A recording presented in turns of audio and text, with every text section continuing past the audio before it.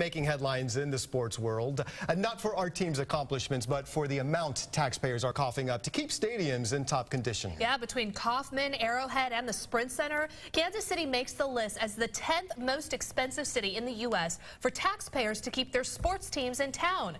Sarah Hollabeck joins us in the studio now live to explain. Sarah.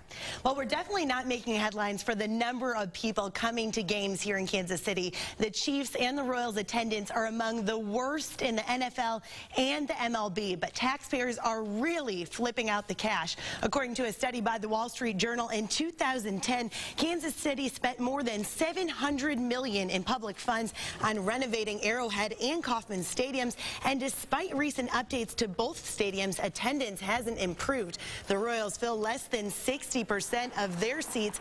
That is setting a 3-year low record in the MLB and adding to our city's troubles. The Sprint Center. In 2007, the Sprint Center opened with the hopes of attracting a professional basketball or hockey team. Well, 5 years later, the stadium still doesn't have a permanent team, and both the NHL and NBA leagues have indicated moving or expanding here is very unlikely. But of course, the big thing is if you get a Super Bowl, like we're talking about right now in New Orleans, that's a lot of money that brings in. It is. But you know, the problem with that, though, is the reason why those cities get this Super Bowl is because they have the hotel space for it. Kansas City just doesn't have that hotel space yet. Right. Not to say that it's not going to come. But if we did, Indianapolis, $278 million. That's how much all the businesses made simply from having the Super Bowl. But really, the bottom line is people don't go to the stadium for the stadium. They go for the team. Right. And you have to have some successful winning teams to get people to go to the stadium. So. I think they go for the hot dogs. At this point, for the future. That's probably the best part. Not going for the game. All right. So